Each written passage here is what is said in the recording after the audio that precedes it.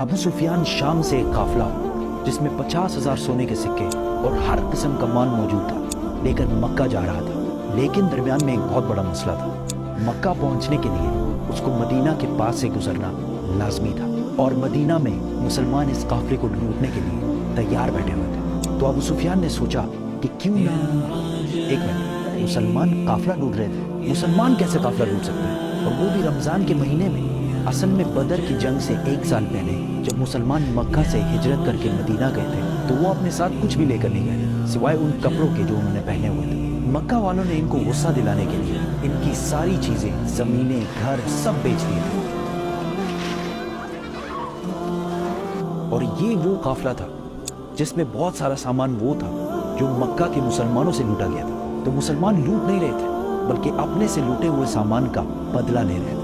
तो अबू सुफियान इस काफिले का हेड इस टेंशन में था कि अगर वो इस रास्ते से गया तो मुसलमान तो उसको छोड़ेंगे नहीं। तो उसने अपना रास्ता बदला और मक्का एक खत भिजवाया कि मक्का वाले फुल स्पीड इस काफिले की मदद के लिए पहुंचे।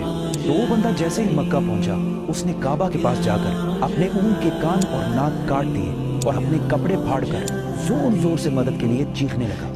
ये उस जमाने में उनका इमरजेंसी दिखाने का एक रिवाज था। मुसलमान फौज ऑलरेडी काफिले को रोकने के लिए निकल चुकी थी।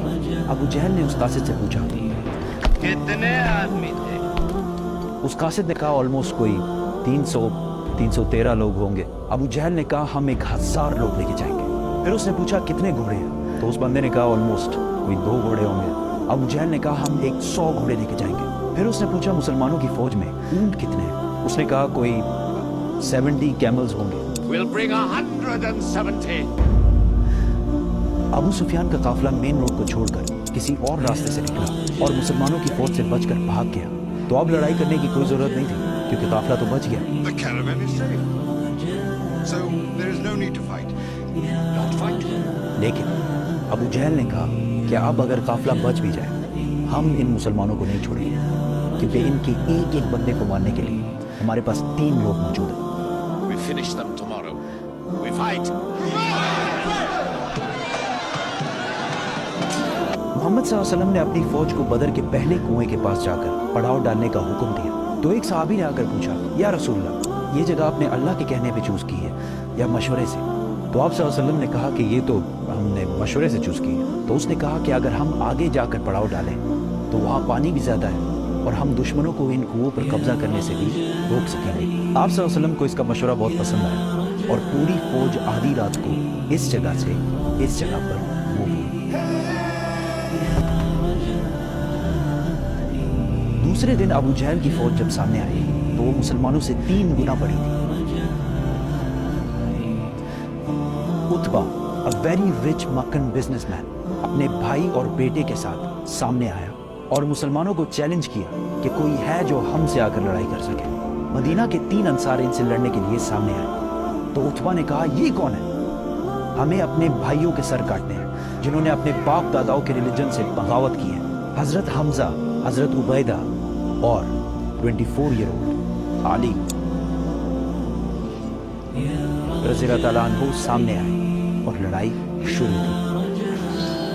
हजरत उबैदा जख्मी हुए लेकिन उतबा, उसका भाई और उसका बेटा तीनों मारे गए। उतबा का बेटा हुज़ैफा जो कि मुसलमानों की फौज में था, उसके सामने ही उसके बाप, भाई और चाचा को मार दिया गया लेकिन वो मुसलमानों की फौज में ही रहा। मुसलमानों को पता था कि दुश्मन के मुकाबले में उनकी फौज बहुत छोटी है। तो उन्होंने डिफेंसिव स्ट्रेटजी इख्तियार की कि यार हम तो अपनी जगह से नहीं देंगे, तुम लोग आके हमले। इसी के साथ अबू जहल ने फुल फ्लेज हमले का हुक्म दिया क्योंकि उसका ख्याल था कि 2 मिनट का काम है, बस खत्म करके निकलते हैं यहाँ से। लेकिन ऐसा नहीं हुआ। आहिस्ता आहिस्ता हर एक मुसलमान के बदले 5 काफिर मरने लगे।